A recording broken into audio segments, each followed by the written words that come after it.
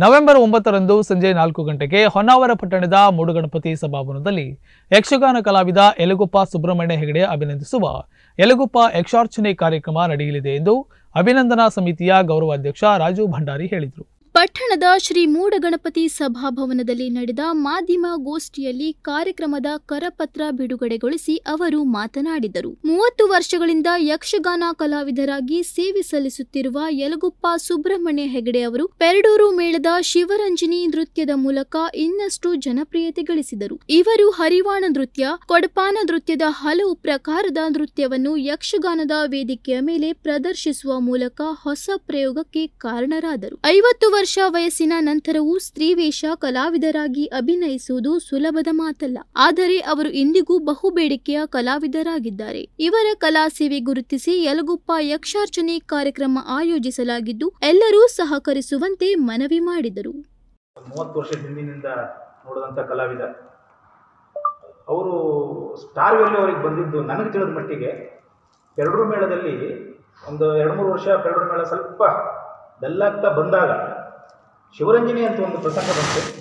ಅದರಿಂದ ಆ ಪಾತ್ರವನ್ನು ಅದರ ನಂತರ ಭಾಳ ಜನ ಮಾಡಿದ್ರು ಅವರು ಮೇಳ ಬಿಟ್ಟ ನಂತರ. ಆದರೆ ಯಲಗುಪ್ಪನವರು ಮಾಡಿದಂತೆ ಮತ್ತಾರೂ ಮಾಡಿಲ್ಲ. ಅದರ ನಂತರ ಅವರು ಶಿವರಂಜನಿ ಬಿಟ್ಟದ್ದೇ ಅಲ್ಲ, ಅದು ಆ ವರ್ಷ ಮುಗ್ದದ್ದೇ ಅವರು ಸಾಲಿಗ್ರಾಮಕ್ಕೆ ಬರ್ತಾರೆ. ನೆಕ್ಸ್ಟ್ ಅಲ್ಲಿ ಈಶ್ವರಿ ಪರಮೇಶ್ವರಿ ಮತ್ತು ಶಂಕರಿ ಶಿವಶಂಕರಿ ಇವ್ರದ್ದು ಮತ್ತು ಶಶಿಕಾಂತ್ ಶೆಟ್ಟಿಯವರ ಅದ್ಭುತ ಒಂದು ತಾಳಮೇಳ, ಇಲ್ಲೇ ಪರಮೇಶ್ವರ್ ಭಂಡಾರಿಯವರ ಮೃದಂಗ ಮತ್ತು ಹಿರಂಜಲು ಗೋಪಾಲವಾಣಿಗರ ಭಾಗವತಿಕೆಯಲ್ಲಿ ಪ್ರಥಮವಾಗಿ ಅವ್ರದ್ದು ಒಂದು ಪ್ರವೇಶಕ್ಕೆ ಒಂದು ಹರವಾಣ ನೃತ್ಯ, ಅದು ಯಕ್ಷಗಾನ ರಂಗದಲ್ಲಿ ಪ್ರಪ್ರಥಮ ಪ್ರಯೋಗ ನನಗೆ ತಿಳಿದ ಮಟ್ಟಿಗೆ.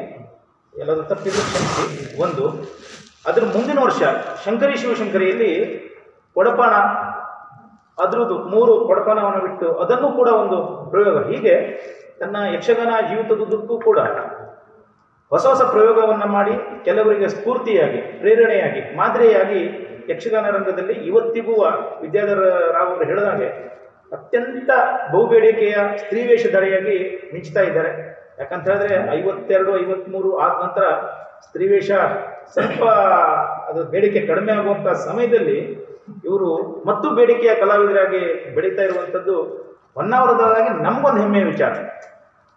ಯಕ್ಷಗಾನ ಅಕಾಡೆಮಿ ಸದಸ್ಯ ವಿದ್ಯಾಧರ್ ಜಲವಳ್ಳಿ ಮಾತನಾಡಿ, ಯಲಗುಪ್ಪ ಸುಬ್ರಹ್ಮಣ್ಯ ಅವರು ಯಕ್ಷಗಾನದ ಸ್ತ್ರೀವೇಷದ ಲಾಲಿತ್ಯ, ವನಪು ವಯ್ಯಾರಕ್ಕೆ ಪ್ರೌಢಿಮೆಯನ್ನು ಮೆರೆದವರು. 30 ವರ್ಷಗಳಿಗಿಂತ ಹೆಚ್ಚು ಕಾಲ ಸೇವೆ ಸಲ್ಲಿಸಿದವರಿಗೆ ಅಭಿನಂದಿಸುವ ಕಾರ್ಯ ಆಗಬೇಕಿತ್ತು. ಒಂದು ಹೆಮ್ಮೆ ಪಡುವಂತಹ ಕಾರ್ಯ.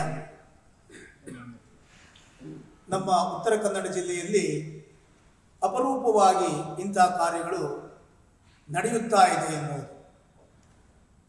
ಯಕ್ಷಗಾನ ಇತಿಹಾಸದಲ್ಲಿ ನಮ್ಮ ಹೊನ್ನಾವರ ತಾಲೂಕು ಯಕ್ಷಗಾನ ಕ್ಷೇತ್ರಕ್ಕೆ ನೀಡಿರುವಷ್ಟು ಬೇಡಿಕೆಯ, ಬಹುಬೇಡಿಕೆಯ ಅರ್ಥಾತ್ ಸ್ಟಾರ್ ವ್ಯಾಲ್ಯೂ ಇರುವಂಥ ಕಲಾವಿದರನ್ನು ಕೊಟ್ಟದ್ದು ಬೇರೆ ಯಾವ ತಾಲೂಕು ಇಲ್ಲ. ರಾಷ್ಟ್ರ ಪ್ರಶಸ್ತಿ, ಪದ್ಮಶ್ರೀ ಪ್ರಶಸ್ತಿ ಅಂತಹ ದೊಡ್ಡ ದೊಡ್ಡ ಪ್ರಶಸ್ತಿಗಳೆಲ್ಲ ಬಂದದ್ದಿದ್ದರೆ ಅದು ಪ್ರಥಮವಾಗಿ ಬಂದದ್ದು ನಮ್ಮ ಹೊನ್ನಾವರ ತಾಲೂಕಿನ ಯಕ್ಷಗಾನ ಕಲಾವಿದರಿಗೆ. ಒಂದರ್ಥದಲ್ಲಿ ನಮ್ಮ ಹೊನ್ನಾವರ ತಾಲೂಕು ಯಕ್ಷಗಾನದ ತೊಟ್ಟಿಲು. ಇಲ್ಲಿ ಆಡಿ ಬೆಳೆದಿರುವಂಥ ಶಿಶುಗಳು ರಾಜ್ಯ, ರಾಷ್ಟ್ರ, ಅಂತಾರಾಷ್ಟ್ರೀಯ ಮಟ್ಟದಲ್ಲಿ ಯಕ್ಷಗಾನದ ಹೆಸರನ್ನು ಬೆಳಗಿಸಿದವು. ಅಂಥ ಒಂದು ಭವ್ಯವೂ ದಿವ್ಯವಾದಂಥ ಪರಂಪರೆಯಲ್ಲಿ ಈಗಿನ ತಲೆಮಾರಿನಲ್ಲಿ ಸ್ತ್ರೀವೇಷದ ನೆನಪು ಬಂದಾಕ್ಷಣ ನಮಗೆ ಪ್ರಥಮವಾಗಿ ನೆನಪಾಗುವುದು ಸುಬ್ರಹ್ಮಣ್ಯ ಹೆಗಡೆ ಯಲಗುಪ್ಪ. ಒಂದರ್ಥದಲ್ಲಿ ಇತ್ತೀಚಿನ ತಲೆಮಾರಿನಲ್ಲಿ ಸ್ತ್ರೀವೇಷಕ್ಕೆ ಒಂದು ಹೊಸ ಶಕೆಯನ್ನು ಮೂಡಿಸಿದವರು, ಹೊಸ ಇತಿಹಾಸವನ್ನು ಸೃಷ್ಟಿಸಿದವರು ಯಲಗುಪ್ಪರವರು. ಈ ಕಾಲದಲ್ಲಿ ಅದೆಷ್ಟೋ ಸ್ತ್ರೀವೇಷಧಾರಿಗಳು ಬಂದು ಹೋದರೂ ಸಹ ಯಲಗುಪ್ಪರನ್ನು ನೋಡುವಂಥ ಅಭಿಮಾನದ ಕಣ್ಣುಗಳು ಪ್ರತ್ಯೇಕತೆಯಿಂದಲೇ ನೋಡ್ತಾ ಇದ್ದಾರೆ.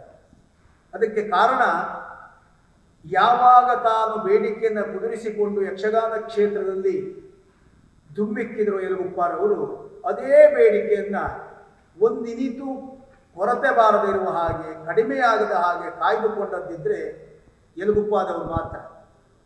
ನಮ್ಮ ತಾಲೂಕಿನ ಪ್ರತಿಯೊಬ್ಬರು ಹೆಮ್ಮೆ ಪಡುವಂತಹ, ನಮ್ಮ ಉತ್ತರ ಕನ್ನಡ ಜಿಲ್ಲೆಯವರು ಹೆಮ್ಮೆ ಪಡುವಂತಹ, ಹೆಚ್ಚೇನು ಯಕ್ಷಗಾನ ಎನ್ನುವುದು ಎಲ್ಲೆಲ್ಲುಂಟೋ ಅಲ್ಲಿ ಎಲ್ಲರೂ ಹೆಮ್ಮೆ ಪಡಬೇಕಾದಂಥ ಒಬ್ಬ ಅದ್ಭುತ ಸ್ತ್ರೀ ವೇಷಧಾರಿ.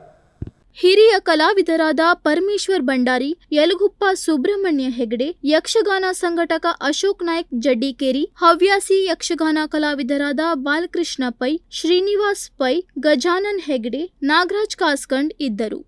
ನಾಗರಾಜ್ ನಾಯ್ಕ್, ನುಡಿಸಿರಿ ನ್ಯೂಸ್, ಹೊನ್ನಾವರ.